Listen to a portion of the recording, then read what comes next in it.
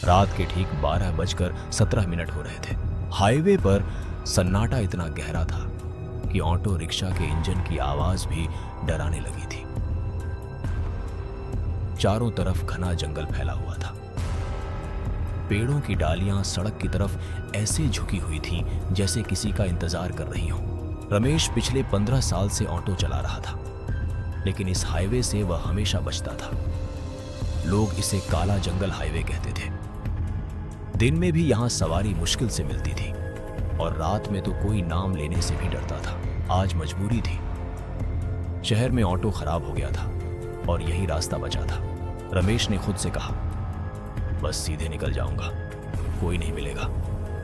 लेकिन किस्मत को कुछ और मंजूर था। हाईवे के बीचों बीच अचानक उसने एक परछाई देखी। ऑटो की हेडलाइट में सफेद साड़ी पहने एक औरत खड़ी थी। रमेश का दिल जोर से धड़क उठा। उसने ब्रेक मारा। औरत का चेहरा झुका हुआ था, बाल चेहरे को ढके हुए थे। आवाज बहुत धीमी थी, भैया जंगल पार करा दो।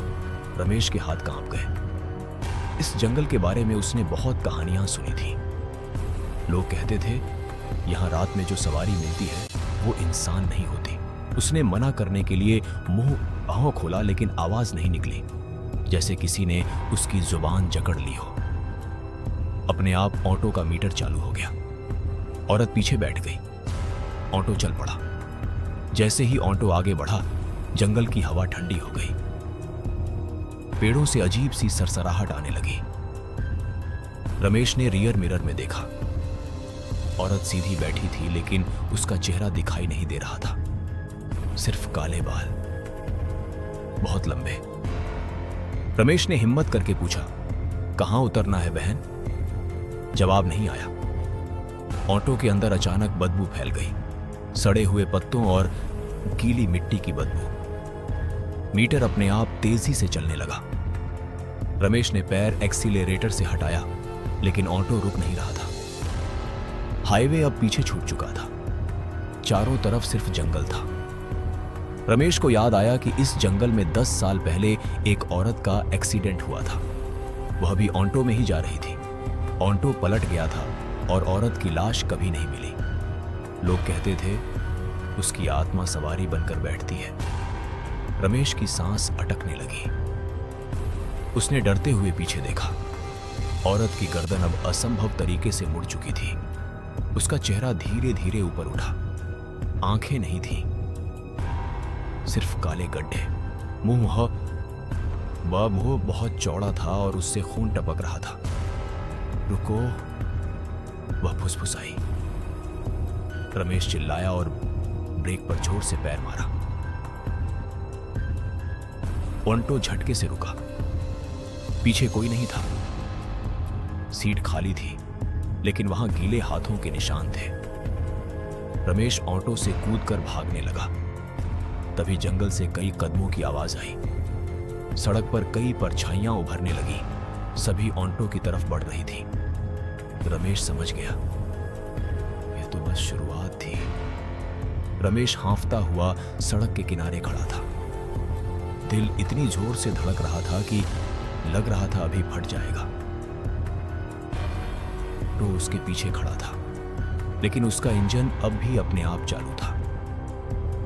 मीटर घूम रहा था जैसे कोई अदृश्य सवारी अब भी बैठी हो। रमेश ने डरते हुए पीछे मुड़कर देखा। सीट खाली थी, लेकिन ठंडी हवा उसके कानों में फुसफुसा रही थी। जंगल से आती आवाजें अब और साफ हो गई थी। पत्तों के कुचलने की, किसी के धीरे धीरे चलने की। रमेश ने खुद से कहा, यह सब वहम है, बस वहम। लेकिन उसके पैरों ने उसका साथ नहीं दिया। पैर अपने आप ऑटो की तरफ बढ़ गए। जैसे ही वह ड्राइवर सीट पर बैठा, ऑटो का दरवाजा अपने आप बंद हो गया। लॉक की आवाज गूंजी। रमेश ने चाबी घुमाई। इंजन और तेज आवाज में चल पड़ा। हेडलाइट्स जल उठी और सामने जंगल के बीच एक कच्चा रास्ता दिखाई दिया, जो पहले वहां था ही नहीं। रमेश चिल्लाया, नहीं जाना मुझे। लेकिन ऑटो खुद ब खुद उस रास्ते पर मुड़ गया। हाईवे पूरी तरह गायब हो चुका था। अब सिर्फ जंगल था। रास्ता इतना संकरा था कि दोनों तरफ पेड़ ऑटो से टकराने लगे। उनकी शाखाएं शीशे पर खरोंचे डाल रही थीं। हर खरोंच के साथ ऐसा लगता जैसे कोई अंदर झांक रहा हो। रमेश ने रियर मिरर में देखा। पीछे अब एक नहीं बल्कि 3 परछाइयां बैठी थीं। उनके चेहरे धुंधले थे लेकिन आंखें चमक रही थीं। ऑटो के अंदर ठंड बढ़ती जा रही थी। रमेश की उंगलियां स्टीयरिंग से चिपक गई थी। अचानक ऑटो के पीछे से एक बच्चे की आवाज आई, चाचा रुको। रमेश का गला सूख गया। उसने धीरे से पूछा, कौन है? जवाब में हंसी सुनाई दी, एक ऐसी हंसी जिसमें खुशी नहीं थी। रमेश को याद आया कि इस जंगल में कई साल पहले एक स्कूल बस गुम हो गई थी। कहा जाता था बच्चे आज भी रास्ता ढूंढते हैं। रमेश की आंखों में आंसू आ गए। उसने आंखें बंद कर लीं लेकिन आवाजें और तेज हो गईं। ऑटो अचानक एक खुले मैदान में आकर रुका। चारों तरफ टूटे हुए ऑटो, ट्रक और गाड़ियां पड़ी थीं, सभी जली हुई। बीच में एक पुराना कुआं था। कुएं के पास वही सफेद साड़ी वाली औरत खड़ी थी। अब उसका चेहरा साफ दिख रहा था। चेहरा सामान्य था लेकिन आंखों में अजीब खालीपन था। उसने कहा, यहीं उतरना है। रमेश ने रोते हुए कहा, मुझे जाने दो। औरत मुस्कुराई। वह मुस्कान इंसानी नहीं थी। जैसे ही रमेश ऑटो से उतरा, जमीन हिलने लगी। कुएं से काली धुंध निकलने लगी। उस धुंध में चेहरे बन रहे थे। किसी का चेहरा पहचाना हुआ लगा, रमेश का दोस्त श्याम, जो 5 साल पहले इसी जंगल में गायब हुआ था। श्याम ने कहा, रमेश तू भी आ गया? रमेश चीख पड़ा। उसे समझ आ गया कि जो यहां आता है वह वापस नहीं जाता। औरत ने धीरे से कहा, हमें रास्ता चाहिए घर जाने का। रमेश बोला, घर तो मरने के बाद होता है। यह सुनते ही हवा तेज हो गई। पेड़ झुकने लगे, आवाजें गूंजने लगी। औरत की आवाज अब कई आवाजों में बदल गई। हम मरे नहीं हैं, हम फंसे हैं। कुएं से हाथ बाहर आने लगे। रमेश पीछे हटने लगा। उसका पैर फिसला और वह जमीन पर गिर पड़ा। तभी दूर से किसी ने जोर से हॉर्न बजाया। एक ट्रक की रोशनी जंगल के अंदर घुसी। धुंध हिलने लगी, परछाइयां पीछे हटने लगी। औरत की आंखों में गुस्सा दिखा। उसने कहा, तू वापस आएगा। अगले ही पल रमेश खुद को फिर से हाईवे पर खड़ा पाया। ऑटो ठीक सामने था। सुबह की हल्की रोशनी फैल रही थी। सब कुछ खत्म हो गया था, या ऐसा उसे लगा। रमेश ने राहत की सांस ली, लेकिन तभी उसने ऑटो की पिछली सीट पर देखा। वहां मिट्टी से लिखा था, अगली सवारी तेरी है। रमेश समझ गया, जंगल ने उसे छोड़ा नहीं है। सुबह की हल्की रोशनी फैल चुकी थी, लेकिन रमेश के शरीर से रात का डर निकला नहीं था। हाईवे वही था, गाड़ियां चल रही थी, लोग आ जा रहे थे, लेकिन रमेश को सब नकली लग रहा था, जैसे कोई सपना हो जो अभी टूटेगा। उसने ऑटो की पिछली सीट पर लिखा वाक्य फिर देखा, अगली सवारी तेरी है। उसके हाथ कांप गए। उसने मिट्टी झाड़नी चाहिए, लेकिन अक्षर और गहरे हो गए। ऐसा लगा जैसे सीट की चमड़ी के अंदर से लिखा गया हो। रमेश ने ऑटो स्टार्ट किया और बिना पीछे देखे शहर की तरफ दौड़ा दिया। पूरा दिन उसने ऑटो नहीं चलाया, सीधे घर गया। घर पहुंचते ही दरवाजा बंद किया और जमीन पर बैठ गया। उसकी पत्नी सुनीता ने पूछा, क्या हुआ? रमेश जवाब नहीं दे पाया। उसके कानों में अब भी जंगल की आवाजें गूंज रही थी। रात होते होते रमेश को तेज बुखार चढ़ गया। उसे लगा कोई उसे पुकार रहा है, रमेश, रमेश। आवाज उसी औरत की थी। वह डरकर उठ बैठा। कमरे में कोई नहीं था, लेकिन खिड़की के बाहर पेड़ों की परछाइयां हिल रही थी। अगली सुबह रमेश ऑटो स्टैंड गया। वह सोच चुका था कि अब कभी उस हाईवे पर नहीं जाएगा, लेकिन जैसे ही वह ऑटो के पास पहुंचा, उसे अंदर से ठक ठक की आवाज आई। उसने सीट उठाई। नीचे से मिट्टी गिरने लगी। मिट्टी के नीचे एक पुराना कंगन पड़ा था, वही कंगन जो उस औरत के हाथ में था। रमेश की आंखें फैल गईं। उसी समय एक बूढ़ा आदमी पास आया। उसने कंगन देखते ही कहा, तू काले जंगल गया था? रमेश चुप रहा। बूढ़े ने गहरी सांस ली। जो गया है वो दोबारा बुलाया जाता है। रमेश ने सब कुछ बता दिया। बूढ़े ने कहा, उस जंगल में जो मरे उन्हें रास्ता नहीं मिला। ऑटो, बस, ट्रक, सब उनके लिए पुल हैं। तू उनका चुना हुआ है। रमेश बोला, मैं क्या करूं? बूढ़ा बोला, जब आखिरी सवारी मिले तो मना मत करना, उसे जहां वो कहे वहां पहुंचा देना। यह सुनकर रमेश का खून जम गया। उस रात रमेश ऑटो लेकर निकला। दिल कह रहा था मत जा, लेकिन हाथ अपने आप चल रहे थे। हाईवे वही था। जंगल की हवा फिर से ठंडी हो गई। अचानक पीछे से आवाज आई, भैया रुको। रमेश की आंखें भर आईं। उसने ब्रेक मारा।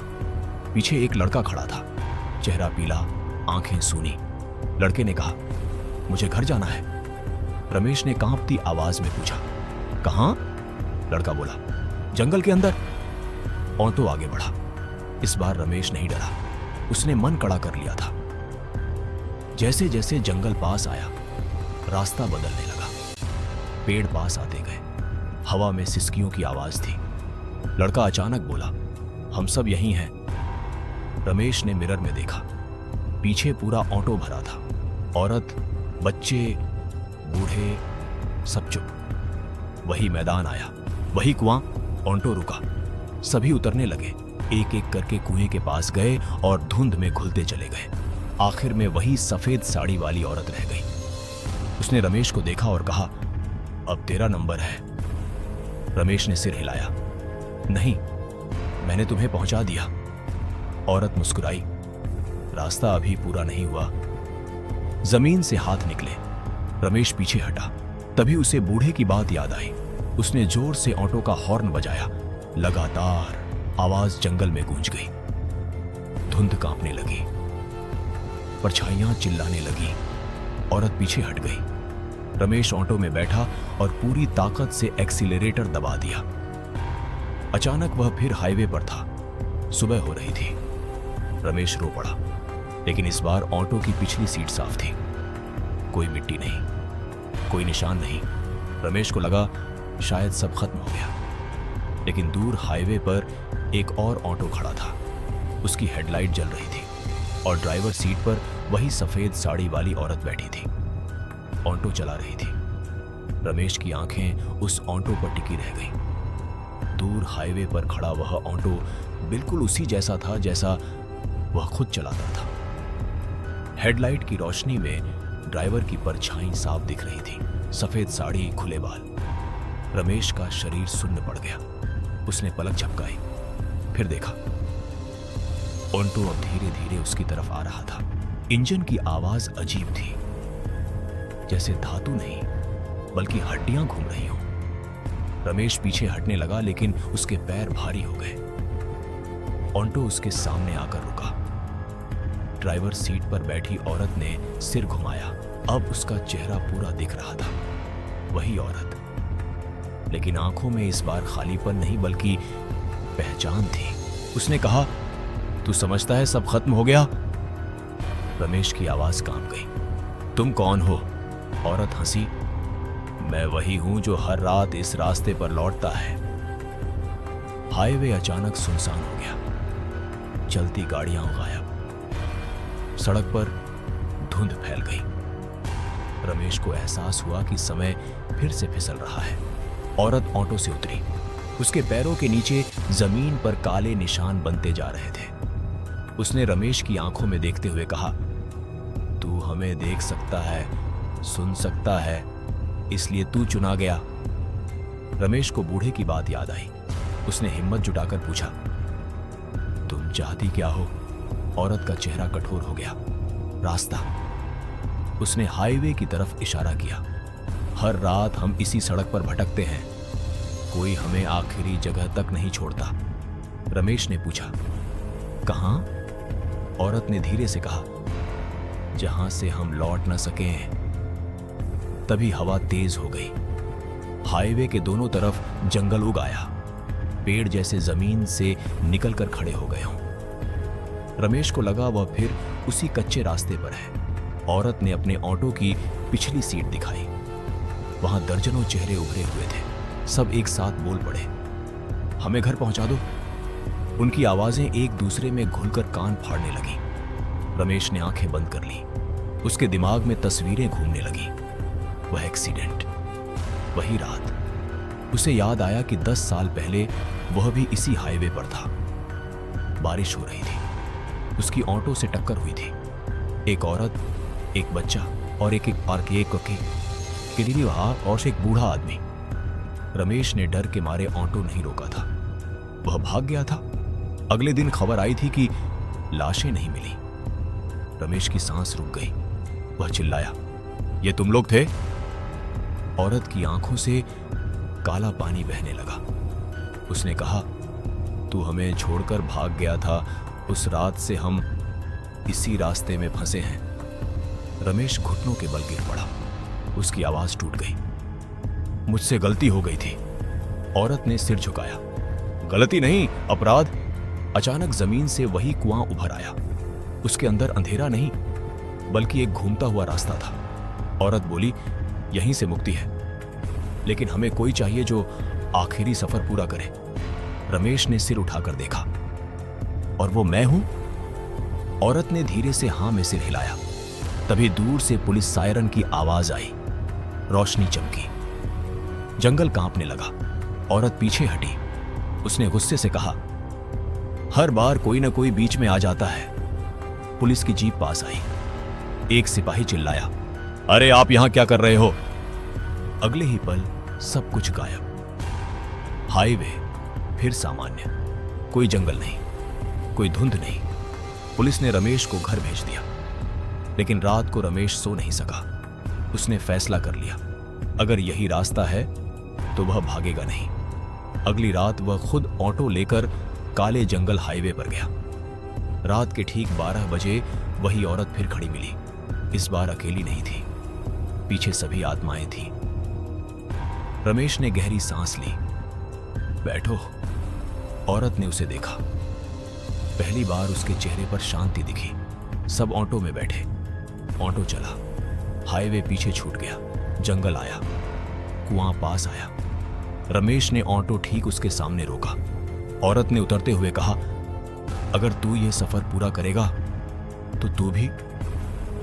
रमेश ने बात काट दी, मुझे पता है। जैसे ही आखिरी आत्मा कुएं में उतरी, जमीन हिलने लगी। रमेश को लगा वह गिर रहा है। आंखों के सामने अंधेरा छा गया। सुबह जब आंख खुली, रमेश अपने ऑटो में था, हाईवे पर। सूरज निकल रहा था। सब शांत। ऑटो की पिछली सीट पर एक छोटा सा निशान था। मिट्टी से लिखा, धन्यवाद। लेकिन रमेश जानता था, अभी कहानी खत्म नहीं हुई है। सुबह की धूप तेज थी, लेकिन रमेश को ठंड लग रही थी। ऑटो हाईवे के किनारे खड़ा था। पिछली सीट पर लिखा, धन्यवाद, अब भी साफ दिख रहा था। रमेश ने उसे छूने की कोशिश की, लेकिन उंगलियां सुन्न हो गईं। उसने मन ही मन सोचा कि शायद सब खत्म हो गया है। आत्माएं मुक्त हो चुकी हैं। अब जंगल का बुलावा नहीं आएगा। उसने ऑटो स्टार्ट किया और शहर की तरफ चल पड़ा। पूरा दिन सब सामान्य रहा। सवारियां आईं, गईं। कोई अजीब आवाजें नहीं, कोई परछाई नहीं। रमेश को पहली बार लगा कि वह जिंदा बच गया है। शाम होते होते उसने ऑटो स्टैंड पर खड़ा किया और घर जाने लगा। तभी एक छोटा लड़का उसके पास आया। लड़के की उम्र करीब 8 साल रही होगी। उसने बहुत धीमी आवाज में कहा,